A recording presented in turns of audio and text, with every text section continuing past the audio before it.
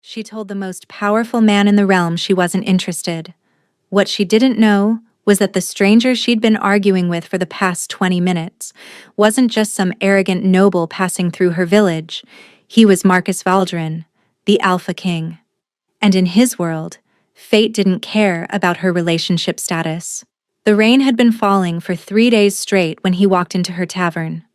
Alara noticed him immediately, the way everyone in the room noticed him, though she pretended otherwise.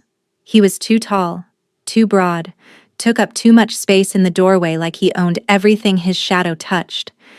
His dark hair was plastered to his forehead, water dripping down a jaw that looked carved from stone, and when his eyes found hers across the crowded room, something in her chest pulled tight.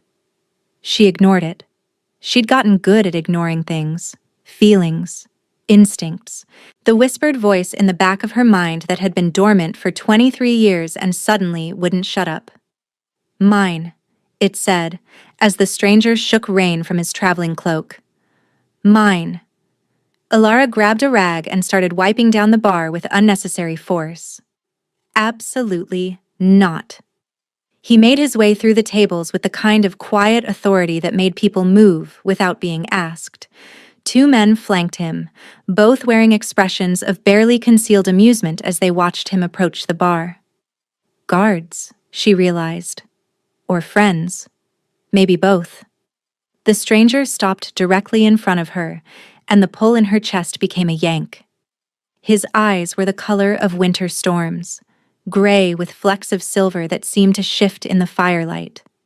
When he looked at her, really looked at her, she felt seen in a way that made her want to run. So she did what she always did when cornered. She attacked. "Kitchen's closed," she said flatly, not bothering to look up from the glass she was polishing. "Rooms are full. There's another inn 2 miles east if you can manage the walk." A beat of silence, then, "I'll take whatever you have." His voice was low and rough, like distant thunder. It did something to her spine she refused to acknowledge. Did I stutter? "We're full. You have a room upstairs that's been empty for 3 weeks." He said it like he was commenting on the weather. "The one with the broken window latch your uncle keeps meaning to fix." Alara's hand stilled on the glass. She looked up slowly, finding those storm-gray eyes waiting for her, watching her with an intensity that felt like a physical touch. "How do you know about that room?" "I know a lot of things." He leaned against the bar, arms folded, completely unbothered by her hostility. "I know your name is Alara Thorne. I know you've run this tavern alone since your uncle fell ill last winter. I know you haven't slept more than 4 hours a night in months, and I know you're standing there trying to figure out if I'm a threat or just incredibly annoying." "I've already decided," she said. "You're both." One corner of his mouth twitched. Not quite a smile, but close. "Fair enough." The 2 men behind him exchanged looks that Alara couldn't quite read. The taller one, a red-haired giant with a scar across his nose, seemed to be struggling not to laugh. "Look." Alara set down the glass with more force than necessary. "I don't know who you are or why you've been watching me, but this isn't that kind of establishment. Whatever you're looking for, you won't find it here. I'm looking for a room." His tone was patient, infuriatingly patient.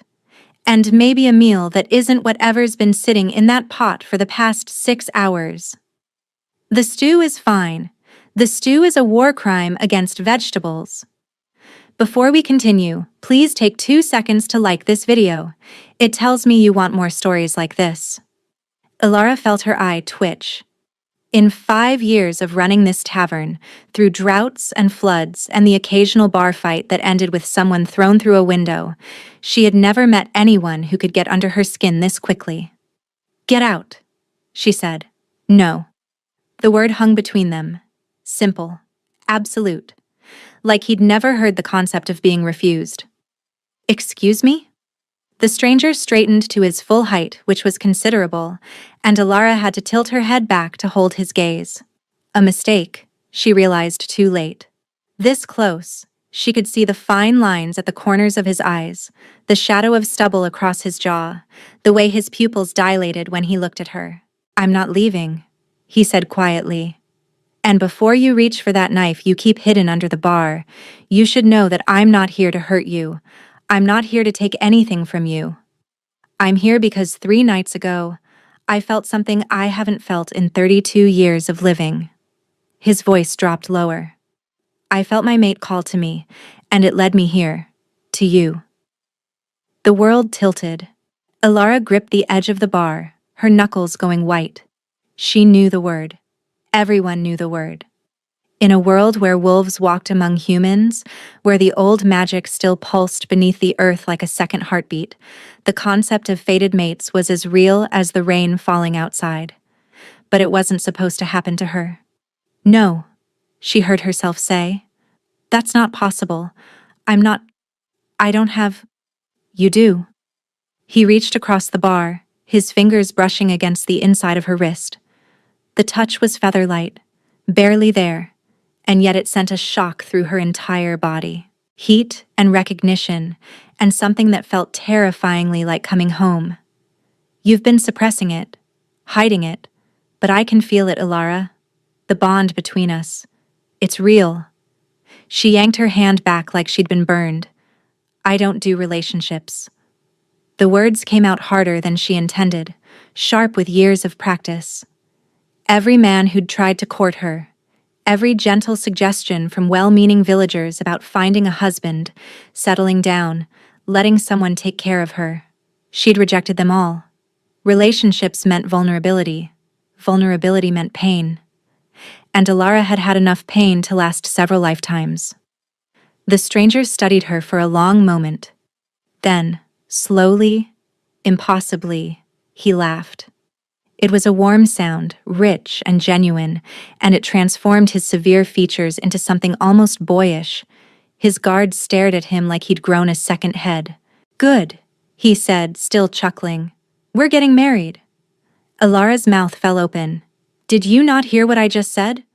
"I heard you." He was smiling now, actually smiling, and it made her chest ache in ways she couldn't explain. "You don't do relationships. Wonderful. Neither do I. Which is why we're skipping straight to marriage." "That's insane." "That's tradition." His smile faded slightly, replaced by something more serious. "In my culture, when you find your fated mate, you don't waste time with courtship rituals and polite dinners. The bond is already there. The connection is already made. All that's left is the ceremony to honor it." "Your culture." Alara's eyes narrowed. "And what culture would that be, exactly?" The red-haired guard cleared his throat. "Perhaps, Your Majesty, now would be a good time to—" "Kiran." The stranger's voice was mild, but the guard snapped his mouth shut immediately. Those storm-gray eyes returned to Alara, softening at the edges. "My name is Marcus. Marcus Valdrin. I'm the Alpha King of the Northern Territories. And you, Alara Thorne, are my mate." For a long moment the only sound was the rain against the windows and the distant crackle of the fire. Then Alara laughed. It wasn't a polite laugh. It was the slightly unhinged laugh of someone who had just been told the most absurd thing imaginable. "The Alpha King," she repeated, wiping tears from her eyes. "You're telling me the Alpha King, the ruler of the largest shifter kingdom in the known world, just happened to wander into my tavern in the middle of nowhere, looking for his fated mate. And that mate is me. A human woman who can barely keep this place running." "Human with wolf blood," Marcus corrected gently. 3 or 4 generations back, judging by how deeply you've buried your instincts. But it's there. It's what the bond recognized. Her laughter died in her throat, because he was right. She'd always known, in that quiet part of herself she never let anyone see, that she was different.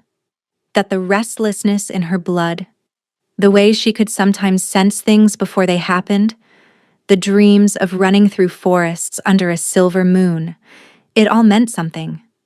She'd just chosen to ignore it. "I don't care who you are," she said finally, her voice steadier than she felt. I'm not marrying anyone, especially not a king who walks into my bar and starts making demands like he owns the place. I could own the place, if you'd prefer. At her murderous expression, Marcus held up his hands. A joke. A bad one. I apologize. Your Majesty hasn't made a joke in 8 years, Kieran muttered. I'd say you're out of practice. Marcus shot him a look that promised retribution later. Then he sighed, and for the first time, Alara saw something like uncertainty in his expression. I've done this badly, he admitted. I've been alone a long time, Alara. I stopped believing I would find my mate. When I felt the bond snap into place like a physical thing. He shook his head. I wasn't prepared for it. For you. For how it would feel to finally find the person I've been searching for my whole life. Something in his voice made her breath catch. The raw honesty of it. The vulnerability beneath the power. I don't know you, she said quietly. No, you don't. He held her gaze. But you could. If you gave me the chance.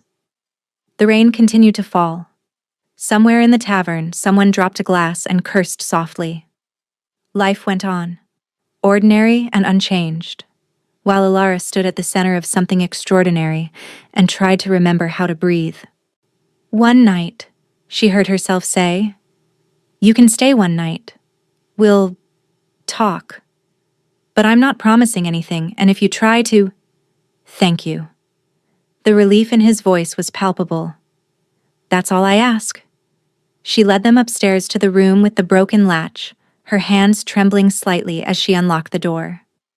Marcus entered slowly, taking in the modest space with its narrow bed and water-stained ceiling. It's not exactly a palace, she said defensively. He turned to look at her, and the expression on his face made her heart stutter. It's perfect. They talked through the night. Alara learned about the burden of ruling a kingdom, about the expectations and the loneliness that came with a crown. Marcus learned about the fire that had killed her parents when she was 7, about her uncle who'd raised her with rough hands and a good heart, about the walls she'd built around herself so carefully that she'd almost forgotten they were there. Somewhere around midnight, he told her about his sister, the one who'd been murdered by rivals when he was 20, the loss that had turned him cold and distant and convinced that love was a weakness he couldn't afford. I understand, Alara said softly, sitting on the floor across from him with her back against the bed frame. Building walls, keeping people out. It feels safer that way. It is safer. His voice was rough. But it's also lonely. I didn't realize how lonely until I felt you. Until the bond showed me what I'd been missing. She looked at him then, really looked, and for the first time allowed herself to see past the title and the power to the man underneath. A man who was tired, who was searching for something to fill the emptiness inside him, who had traveled across his kingdom following the thread of a connection that promised him he wouldn't have to be alone anymore. I'm scared, she admitted, of what this means, of how much you could hurt me. Marcus leaned forward, close enough that she could feel the warmth radiating from his body. I would rather die than hurt you. And that's not a figure of speech. The bond doesn't allow it. Hurting you would hurt me, physically, mentally, in every way that matters. That's terrifying. Is it? A small smile. I find it comforting. Knowing that we're bound together in a way that makes betrayal impossible. Knowing that whatever happens, we'll face it together. His hand reached out, hovering near her cheek but not quite touching, waiting for permission. She leaned into his palm. The touch was electric. Heat flooded through her, starting at the point of contact and spreading outward until her whole body felt alive with it. The bond, she realized. This was what it felt like when you stopped fighting it. I still don't do relationships, she whispered. Marcus laughed softly, his thumb stroking across her cheekbone. Good. We're getting married. 3 weeks later, Alara stood in the great hall of the Northern Palace, wearing a dress that cost more than her tavern, and wondered how her life had changed so completely in such a short time. The ceremony was smaller than she'd expected. Just Marcus's closest advisors, a few lords who'd earned his trust, and Kieran, who'd apparently been his best friend since childhood, and was now standing beside him looking suspicious of everyone who entered the room. "You could still run," the red-haired guard had told her that morning, half joking.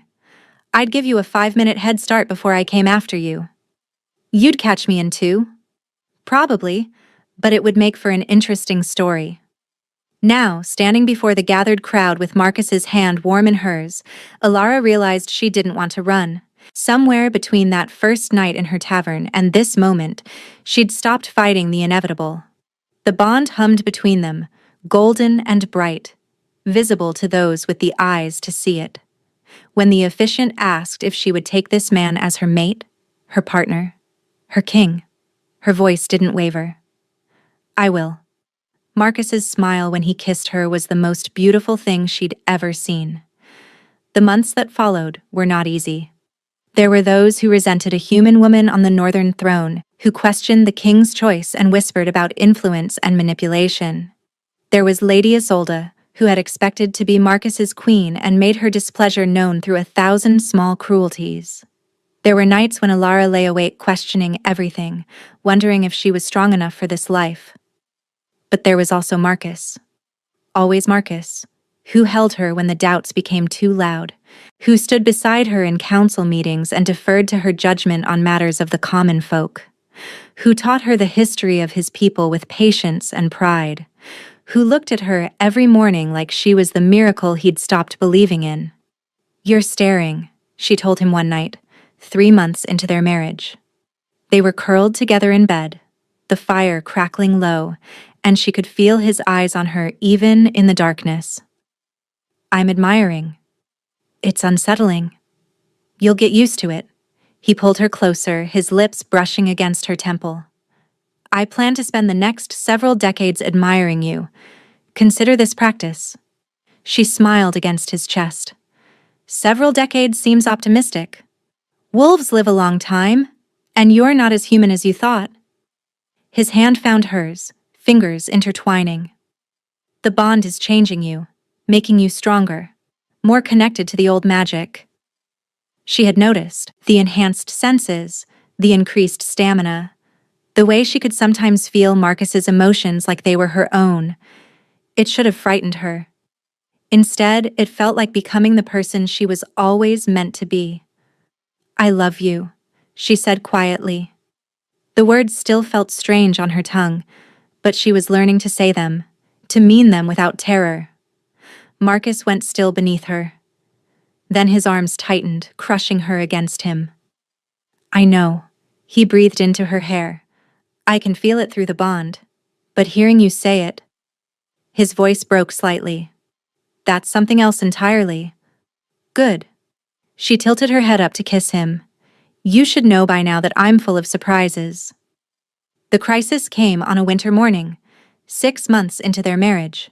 Lady Isolde, driven to desperation by jealousy and ambition, had allied herself with enemies from the southern territories. They came in the night, slipping past the castle defenses with help from those she'd bribed inside. Alara woke to screaming and the clash of steel.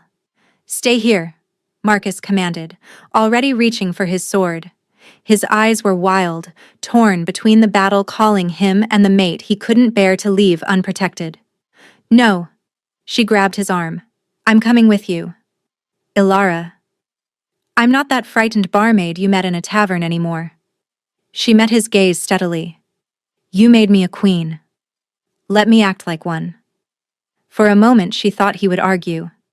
Then something shifted in his expression. Pride, she realized. He was proud of her. "Stay close to me," he said. "And if things go badly, run. Promise me." "I'll promise to stay alive. That's the best you're getting."